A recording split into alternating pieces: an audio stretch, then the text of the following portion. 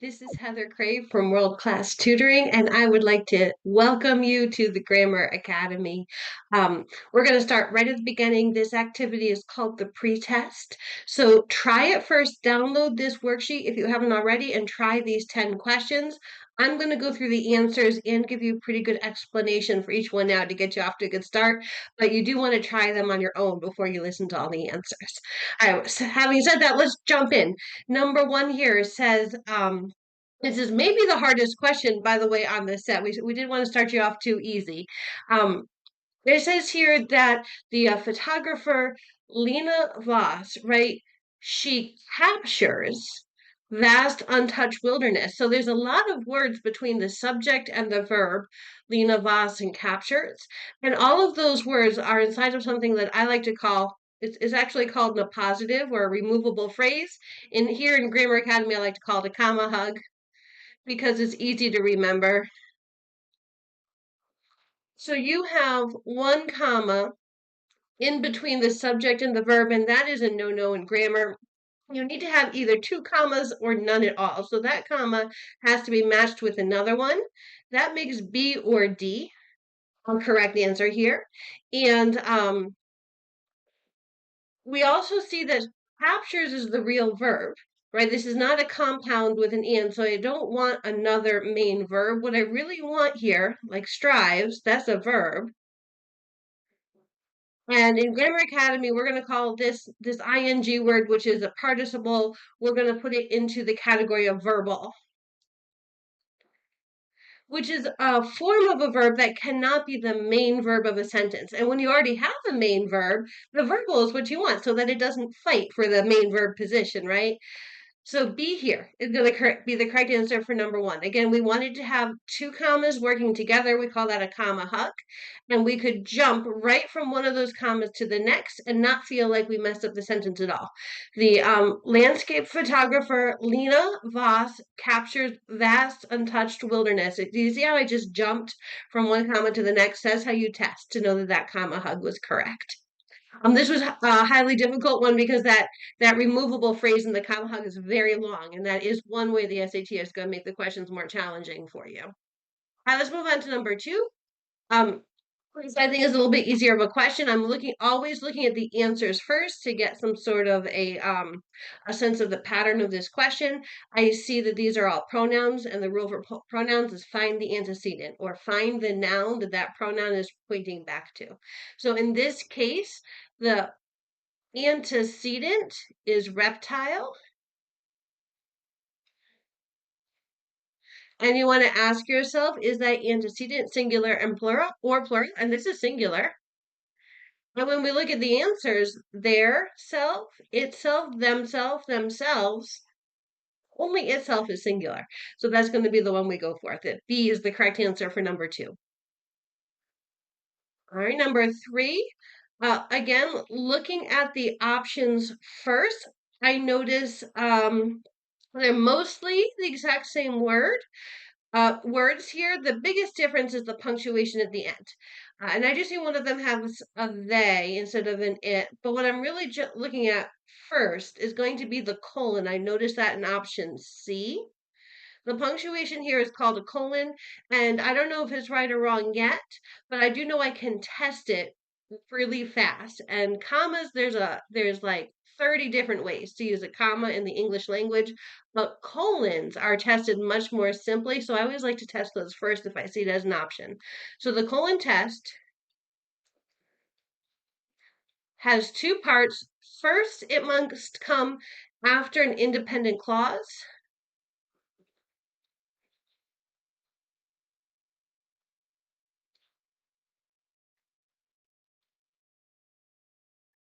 In other words, I should be able to put a period after that word message, and it should sound like a good sentence stopping right at message. Let's try that.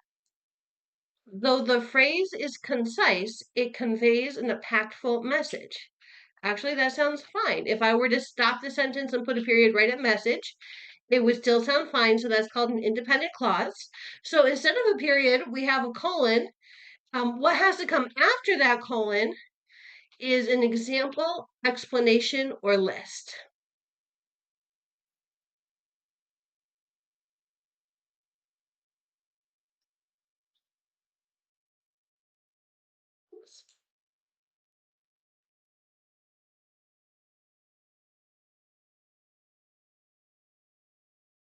I have to move myself a little bit. Finish writing that. All right, so let's look to see what's after this colon. It says, the phrase is concise, but it conveys an impactful message. And here's the message: transformation begins not with the others, but with our own actions and attitudes. Yeah, that's an explanation of what the message is, right? So that is one of the three things that can come after a colon. And hey, C is going to be the correct answer because there can only be one right answer, and C is definitely right. So all of the other ones must be wrong. We're happy with this question at this point, right? Again, that's the colon test. We also have a semicolon test, which we'll get to in a different section of this course. But that's whenever you see colon, I start by checking. There we go. Checking that the independent clause is there and that either the example, explanation, or list comes afterwards. All right, number 4, looking at the answers, in is called a preposition and is extremely rare to have any kind of punctuation after a preposition. So I would guess, if I was forced to guess without reading the sentence, I would guess B. But of course, I have a sentence, so I'm not going to skip reading that. Let's take a look. The museum guide spoke about artifacts discovered in caves, riverbeds, and ancient ruins. Yeah, there's no reason to have any kind of punctuation between the preposition in and the object of the preposition caves. We're going to go with B here. All right, let's move straight on to number 5. In this question, when I look at the answers, one thing that jumps out at me immediately is B and C. B is a semicolon and C is a period. And there is one small exception, but it doesn't apply here. And that is a period and a semicolon are interchangeable. And so on the SAT, we can only have one right answer. These are either both right or both wrong. I think they must be both wrong. So if you see that, cross them both off, and then later on in a later class, we'll talk about that one exception, and you'll learn to notice it. And a semicolon has one more job it can do, but it is quite uncommon. And so for now, I think it's very safe just to cross these both off. Now I have to decide whether I should have a comma or nothing after that word amendment. So let's take a look. Let's see. The American women won the right to vote with the ratification of the 19th Amendment. I'm noticing I do have a complete independent clause after amendment. And what comes next is a milestone achievement in the fight for gender equality. All right, so what comes after that word is not a complete clause, it's just a phrase. That's actually called a modifying phrase. So what we have here is a main sentence. And at the end, there's a modifying phrase. And what a modifying phrase is a whole phrase that works like an adjective. It describes one of the nouns in the sentence that comes before. So the 19th Amendment, we could just finish after that word, but the author thought maybe you don't know what the 19th Amendment is, right? So they went on and described it a little bit further for you to say it was a milestone achievement in the fight for gender equality. That is a modifying phrase, and we always separate those with a comma, so that comma is needed. That means that A is our correct answer for number 5.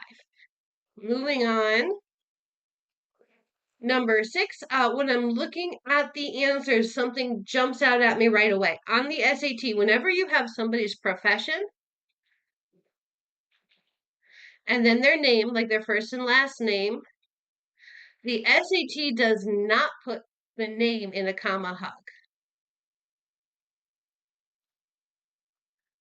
So in this case, I'm noticing that B has got to be a wrong answer.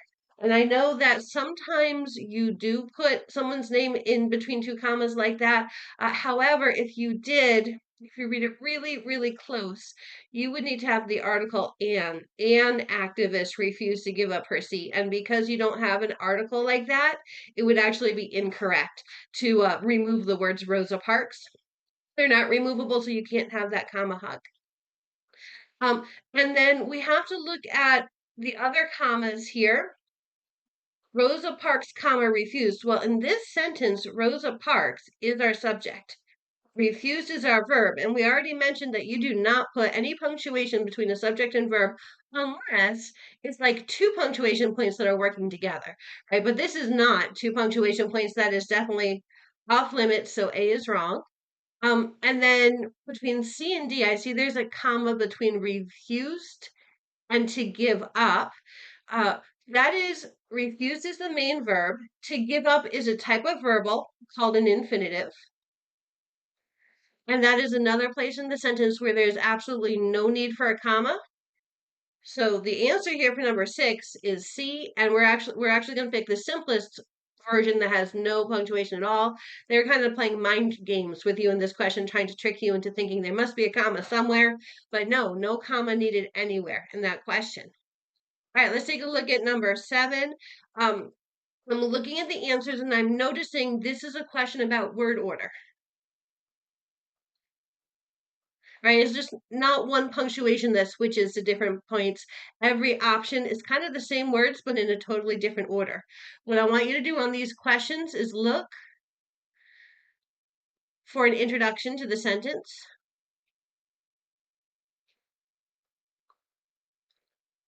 So let's see. It says, after struggling to find a manufacturer for the game, that is a sentence intro right there. That's another modifying phrase, but now it comes at the beginning of a sentence instead of the end. And that's exactly what we want. What is it describing? Who is struggling to find the manufacturer, right? So you're going to ask yourself, what or who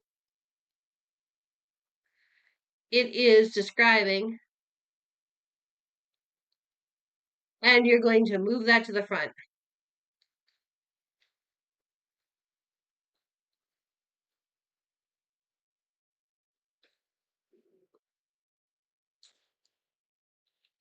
All right, so let's see.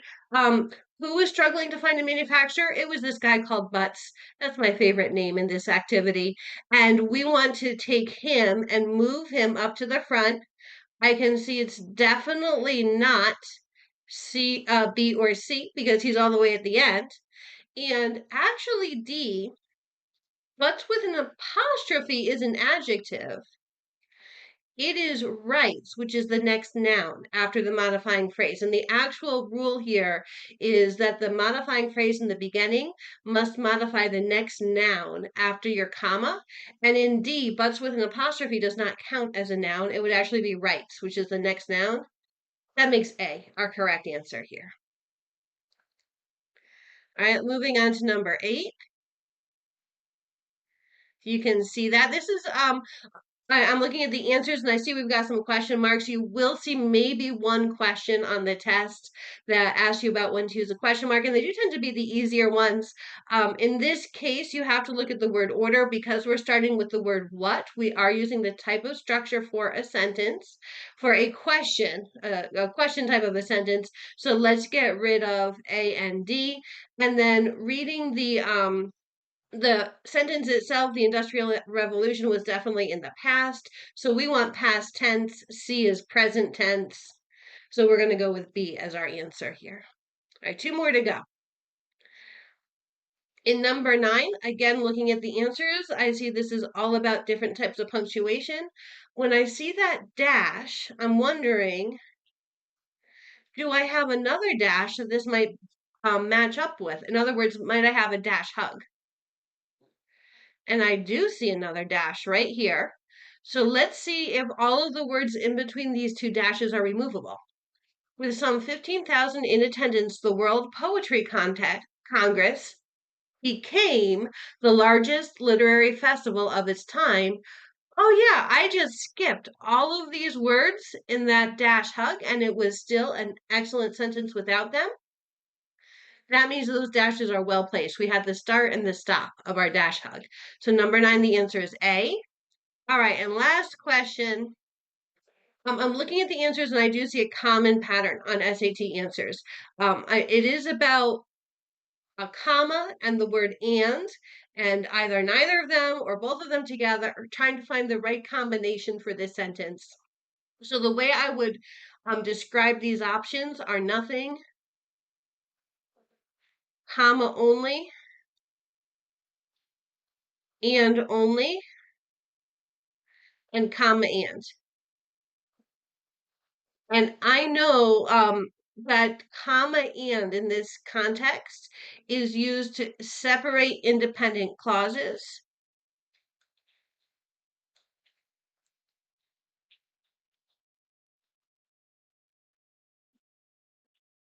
It might also be used in the context of a list, but when I look at this sentence, we do not have a list. So I want to know, do I have two independent clauses? So here's my test.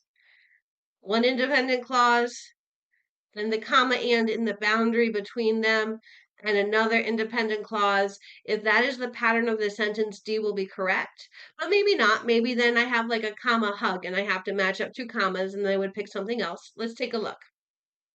The museum in Amsterdam was founded in 1800 with the objective of exhibiting Dutch Golden Age paintings and history. Yeah, I think that could be a sentence all by itself. I go, it's independent, right? So I do have the first half of a complex sentence here, or compound sentence. Today, more than 2 centuries later, it stands as a premier cultural destination in Europe. Yeah, that could be a complete sentence by itself. So, comma and is the correct answer here. The nothing, comma only, and only, all of those are too weak of a separation between two independent clauses. You need something stronger. So, comma and would be correct. There's actually five different things that you could put in the boundary between independent clauses. They are period, semicolon, colon, dash, and a comma and, or another conjunction such as but or. And so I knew because those other four, and that's a list that you see a lot if you continue with this grammar course. If you notice that the other four are missing and only one item from this list is an option, and if you see these three options as wrong answers, you should be on high alert for this to be a boundary between independent clauses. And so in this case, comma and is definitely the correct answer. Right, I hope you learned something good from this class activity. If you tried this test first and you did not get 100%, or maybe didn't get too close to 100%, that's okay because these questions are very challenging. I did not put the easiest questions into the pretest. What I want you to do is go through some videos, try the activities, and when you get all the way to the end of the Grammar Academy, there is a final exam. Not these exact questions, but very similar questions. And then to write down what you got here, and that will be a great way to check to see if you made some progress from going through the from the Grammar Academy. So welcome, good luck with your studies, and I hope to see you as you continue with this